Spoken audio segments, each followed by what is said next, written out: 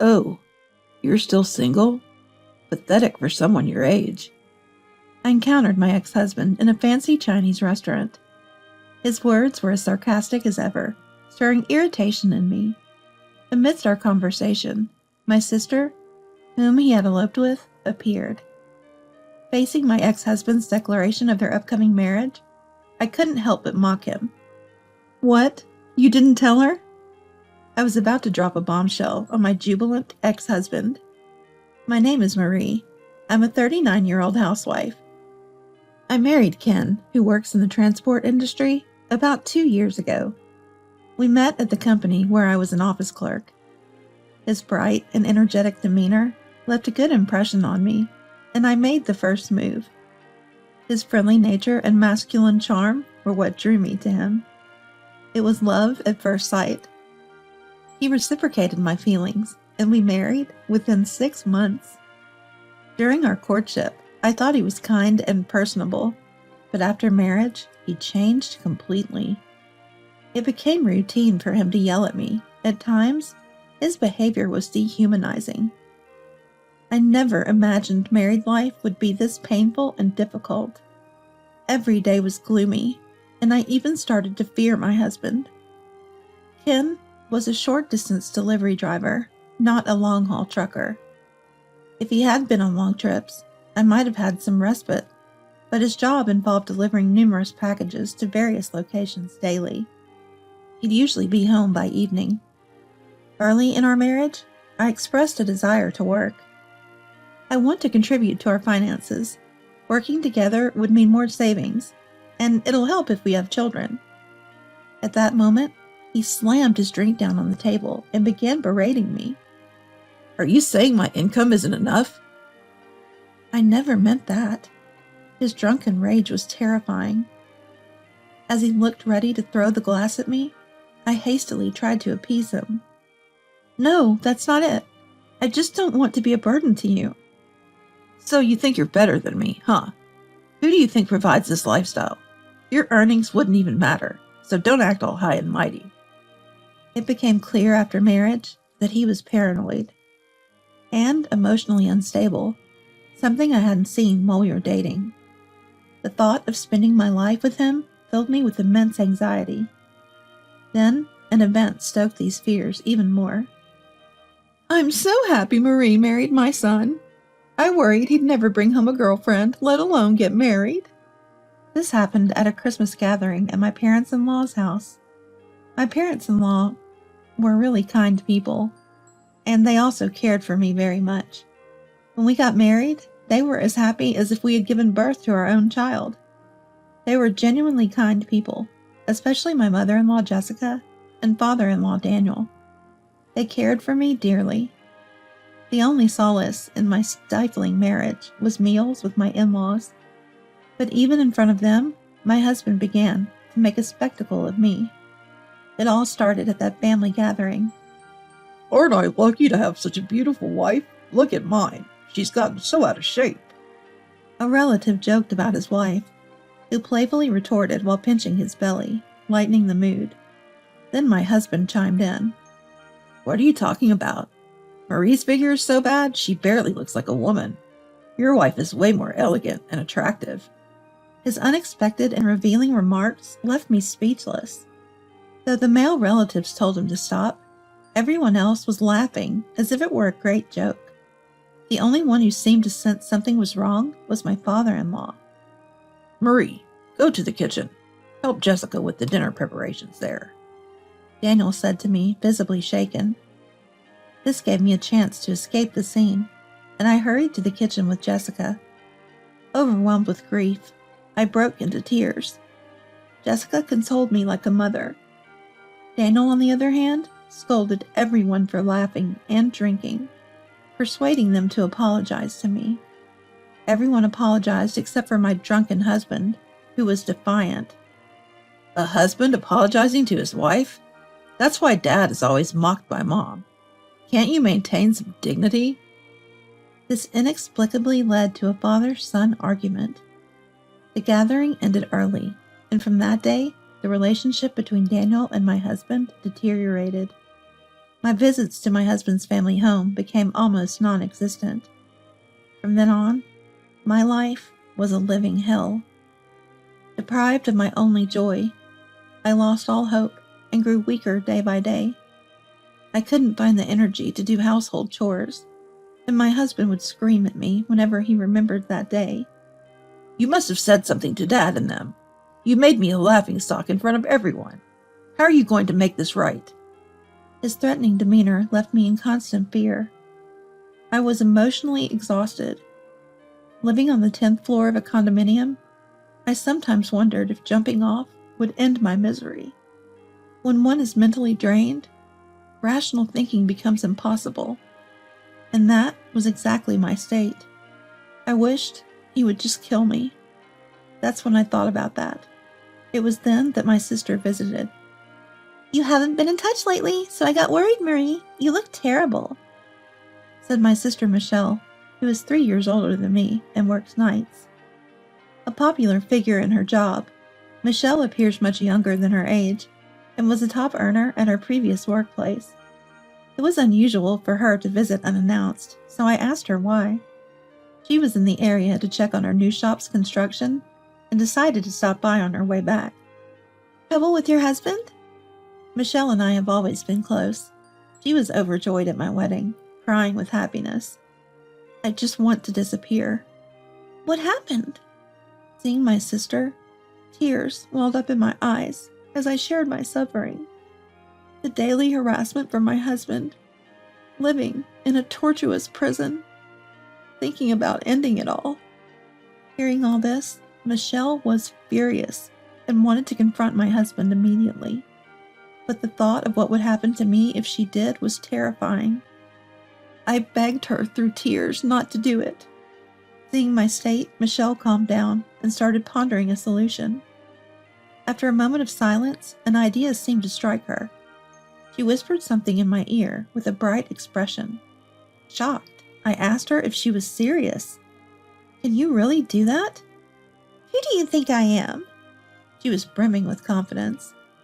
Though it seemed like something Michelle could do, the risk, if it were discovered, made me anxious. "Don't you want to break free from here?" Seeing my hesitation, Michelle became serious, ultimately leaving the decision up to me. Hearing her words, I made up my mind and agreed to her plan.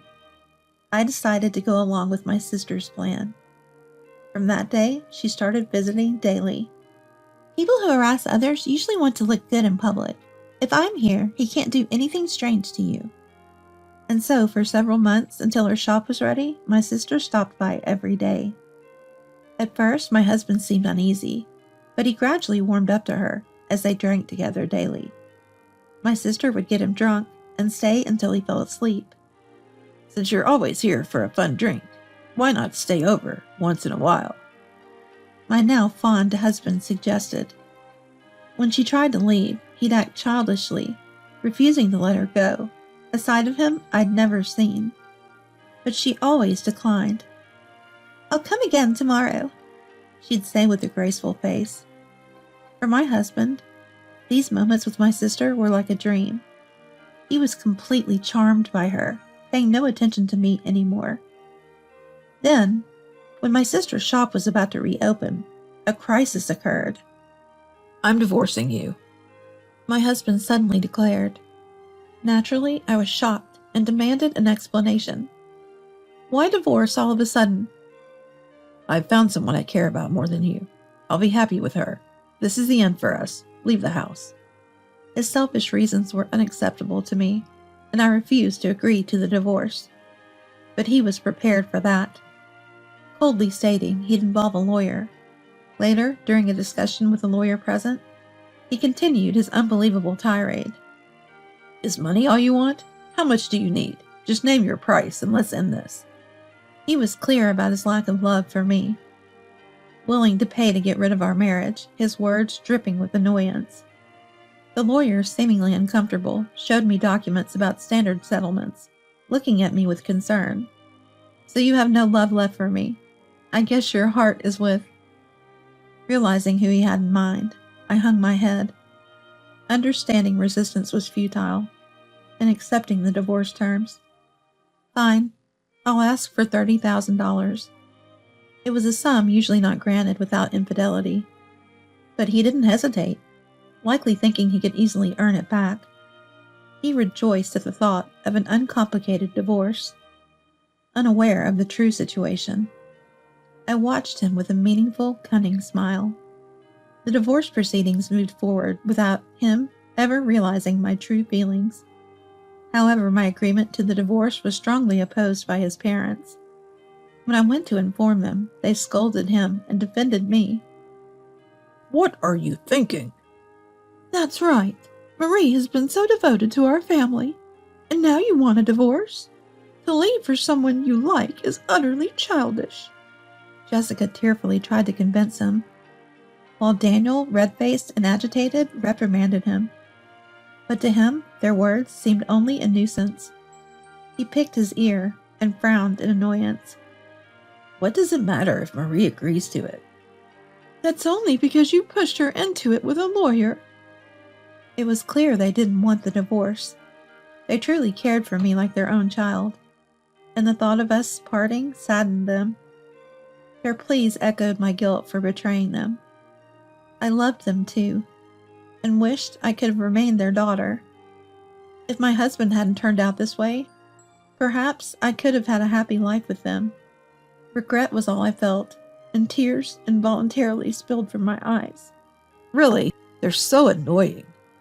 I'm done with you, Marie. I'm going to marry someone important and be happy. No more complaints. My husband, infuriated by my parents-in-law's words, began to shout and defy them. Of course, they would never approve of such a marriage, and my husband was told off on the spot. Thus, he left his parents' home and eloped with the woman he loved, finalizing our divorce. Half a year later, I was at a fancy Chinese restaurant, enjoying a meal with my parents when it happened. Isn't that Marie? It was my ex-husband who called out to me as I stepped out to make a phone call. It's been a while. You're still alive, huh? His usual condescending tone distorted my face involuntarily. I must have been glaring at him with a furrowed brow. What's with that face? If you have something to say it. Even in public, he looked down on me with a cold stare, though he didn't yell. I turned my face away, holding back my anger. You can't even stand up for yourself. But you've gotten bolder, huh? Have you found a boyfriend or two since then? My provocative attitude seemed funny to him, and he laughed mockingly. This insensitivity was something I came to know only after marrying him. I hated myself for not realizing it sooner. It doesn't matter to you anymore. Even though I didn't answer, he presumptuously decided I had no lover, taunting me continuously. He let out a mocking laugh as he continued to provoke me. Oh, still single. Pitiful for someone your age. He leaned in, looking triumphant, about to mock me further when, "Oh, Ken and Marie, I didn't expect to find you here." My sister entered the restaurant and called out to us. Michelle, perfect timing. I was just about to tell Marie. My ex-husband's face lit up vulgarly as he put his arm around my sister. I watched calmly, giving him a chilly look. I was going to tell you that Michelle and I are getting married. He pulled my sister closer, beaming proudly. I had easily guessed the reason for my divorce was his actions towards my sister. Instead of feeling hurt, I looked at them emotionlessly. Sorry, I'm the one getting happy here. But hey, you're not bad looking. Maybe you'll find someone. I'm off to build a happy home with my girlfriend. He was about to continue when, "Sorry, Ken. I can't marry you." My sister gently brushed off his hand and spoke cheerfully. Confused, he stared at her, not understanding the situation. "Actually, I never had any feelings for you." Wait, what do you mean? He couldn't grasp what was happening. I mockingly echoed in feigned surprise. "Oh, you didn't know?" What do you mean, didn't know? "Michelle seducing you was all a scheme between Michelle and me, all to get you to divorce me." I walked beside my sister, and we exchanged smiles, looking at each other. My ex-husband looked on, unable to comprehend, clearly confused. Play acting? Huh? Thanks to Michelle's seduction, I got a good amount of compensation from you and a divorce. I am truly grateful. During the divorce, I obviously got half of our assets, which meant $30,000 plus $25,000 of our savings came to me. Refusing the divorce that day was all part of the act, a scheme orchestrated by Michelle to get money from him. Michelle told me to make sure I got all the money I could from you. I desperately wanted the divorce, but agreeing too quickly might have aroused suspicion, so I played along. There's no way Michelle would say such a thing. My ex-husband couldn't accept the truth and kept denying my words. I tilted my head, feigning confusion. Michelle is going to marry me. She wouldn't say such terrible things. To take such business talk seriously, I was merely entertaining a client as part of my job. Michelle, looking troubled, spoke with her eyebrows furrowed. Putting her hand on her cheek, she said with a sigh, I was only entertaining you as a client. I never had any feelings for you. Sorry for getting your hopes up. You mean you've been deceiving me all this time? For half a year? You were a good customer. You were the top spender in my shop. So prideful, always striving to match what others spent. It was quite adorable. Michelle spoke with a mocking laugh. My ex-husband, completely fooled by her act, shouted in the restaurant. So everything about wanting to be with me and asking me to leave Marie was all a lie? Of course. Who would want to be with a man who harasses others? What? Michelle's sharp words angered him further, and he became visibly agitated. I cautiously watched their exchange, touching my mobile phone discreetly. It was hard to make you fall for me, but your simplicity helped. I couldn't leave my husband, you know. In reality, Michelle was already married, her husband working as a bodyguard. She had persuaded my ex-husband to leave me, claiming she was getting a divorce too. For my ex-husband, who had little experience with romance, her pursuit was a delight. A sense of superiority in stealing her from someone else. So all that about taking time with the divorce was... Of course, a lie. My husband and I are perfectly happy. At that moment, a man appeared from behind, approaching with a smile. Nice to meet you. My wife has told me a lot about you. Incredible. This is my husband, Steve. I invited you here today to introduce you. Michelle, arm in arm with her husband, Steve, smiled brightly, showing off their happiness to my ex-husband. He turned pale, his face a mix of anger and sadness.